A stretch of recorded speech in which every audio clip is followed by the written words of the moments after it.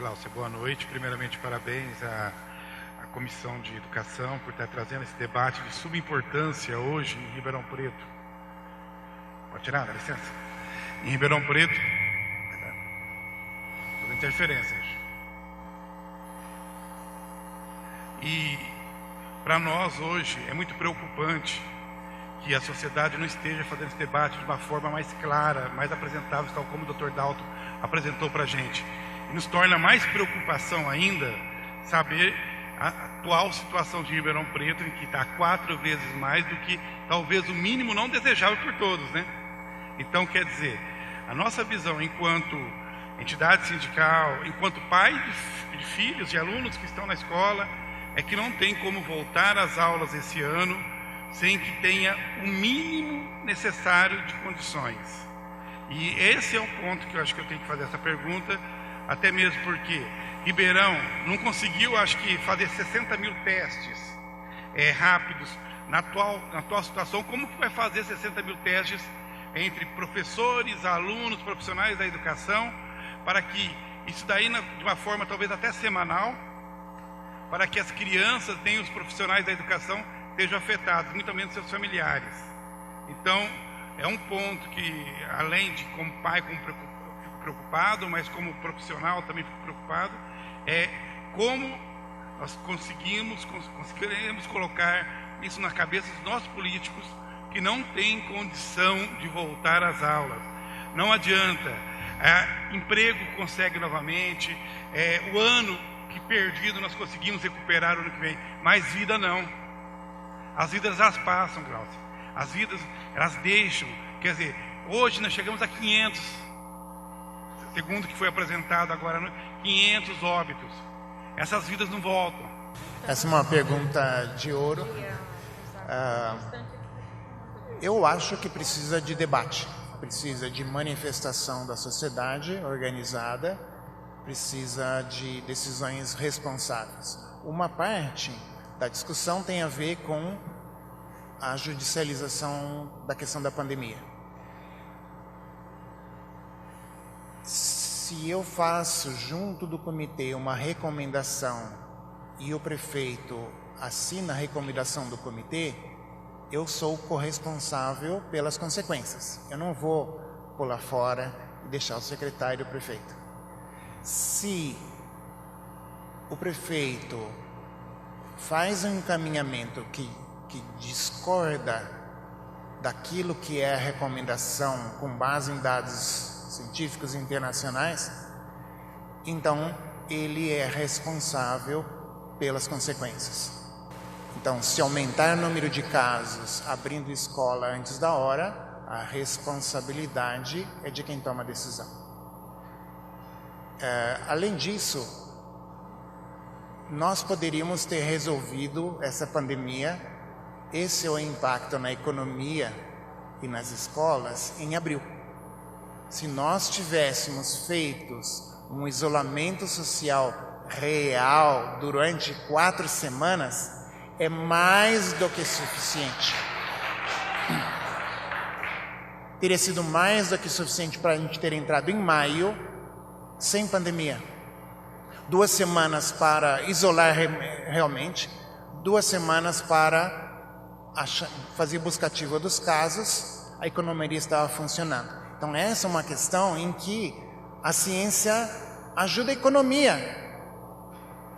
Se o prefeito tomar as decisões adequadas, em 4 semanas resolveu o problema da economia, do comércio, das escolas, dos pais e da segurança epidemiológica da população. Primeiro, Glaucia, quero parabenizar pela sua iniciativa de estar trazendo esse tema tão importante, esse debate aqui na Câmara Municipal. Boa noite ao Dr. Dalto, que fez uma excelente explicação. Não tem muito o que perguntar mais.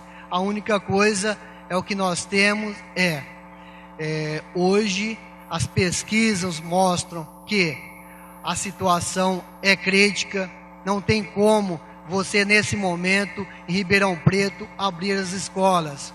Tem pesquisa que saiu na Folha de São Paulo, 76% dos pais não querem essa questão dos filhos irem para a escola. Eu mesmo sou pai e o meu filho, se abrir a escola hoje, eu não deixaria ir de forma nenhuma.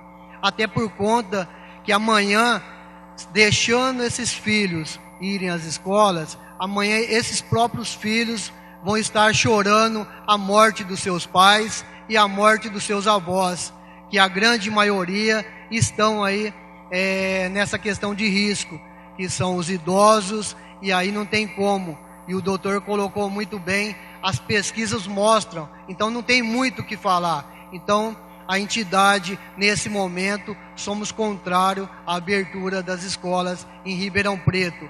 Até por conta que nós temos aí o decreto que está flexibilizando a questão do comércio no nosso município, e a gente tem que ver como que vai ficar essa situação também após alguns dias da abertura aí do comércio. Uma boa noite. Obrigado. Boa noite a todos e todas. Meu nome é Caio Cristiano, sou da diretoria do sindicato. Vou reforçar aqui a posição da entidade, que é contrária a qualquer possibilidade de volta às aulas nesse período. As análises trazidas pelo Dr. Dalto, os dados e as pesquisas que têm sido reveladas pela imprensa, revelam que a situação é de calamidade, né? Os casos de pandemia não param de crescer, os óbitos não param de crescer. Então, colocar em risco a vida das crianças e de toda a comunidade que vive em torno, que convive com essas crianças no retorno às aulas, é inadmissível. Então, todos os dados, o comitê aponta para a necessidade de manter ainda o distanciamento social, mas nós não temos confiança nos governos, porque até agora, tanto Bolsonaro quanto Dória, inclusive o próprio prefeito Nogueira, quando reabriu, colocou em risco a vida de centenas de pessoas. Então, os professores, os trabalhadores da educação, tanto do Estado quanto do município, se houver uma ameaça de retorno às aulas, que pode colocar em risco a vida dos professores, da comunidade escolar, haverá luta e mobilização em defesa da vida. Essa é a minha colocação. Eu queria terminar saudando a greve dos Correios, que estão, nesse momento, lutando contra a retirada de direitos e a defesa do serviço público. Nesse momento, é muito importante haver um investimento no serviço público. Por exemplo, é inadmissível que o prefeito mande para a Câmara um projeto que pretende extinguir cargos de cozinheiras em plena pandemia. Então, se há uma lição que podemos tirar da pandemia para terminar, é a importância do serviço público. Então, investimento na educação, investimento na saúde é de fundamental importância nesse momento para proteger a população e proteger os trabalhadores. Obrigado. Boa noite a todos e todas. Eu sou o professor Donizete Barbosa, do Sindicato dos Servidores Municipais e da Rede Municipal de Ensino. É interessante, Gláucia, esse debate aqui, né? Porque a gente ouviu que não há necessidade, né, de tratarmos tanto das questões científicas tão bem colocadas pelo professor Dalto. Então, dá para depreender de tudo que foi dito aqui que não teremos a volta às aulas de maneira assodada, não teremos os alunos colocados em risco de maneira assodada. Mas temos que pensar algumas coisas que nos levaram a essa condição que estamos hoje em Ribeirão Preto. Porque, queiramos ou não, né, o Brasil é um dos países mais ricos do mundo. Eu me lembro, quando estudava na década de 70, que a nossa pior posição econômica ficava ali entre os 20 países do mundo. Teve um determinado momento aí, por volta de 2010, que o Brasil era a 7ª economia do mundo. E Ribeirão Preto é a 15ª cidade mais importante do país, e o estado de São Paulo o estado mais rico da União. Então, creio eu que não era para nós estarmos sofrendo como estamos sofrendo em relação à pandemia. O Dr. Dalto já fez algumas colocações aqui importantes, né? Que o fato de nós não termos um planejamento nacional foi péssimo para o país em termos de combate à pandemia. Então, o governo federal tem culpa sim. não é culpa de Deus que as pessoas estão morrendo, isso é uma besteira enorme, isso é culpa das ações que não foram tomadas de forma coordenada pelo governo federal. A pandemia também tem um componente jurídico, né? Porque o Supremo Tribunal Federal, num dado momento, decidiu que municípios e estados podiam estabelecer protocolos e os prefeitos, quando não tomam as atitudes que têm que ser tomadas e os vereadores não fiscalizam essas atitudes, também têm culpa no cartório. E eu, enquanto sindicalista, quando eu não cobro, se eu não cobrar, eu também tenho culpa porque também não estou fazendo minha parte. Então, acho muito ruim, né, quando o secretário de Educação deixou a audiência pública hoje e não disse para a gente, por exemplo, o que ele está comprando.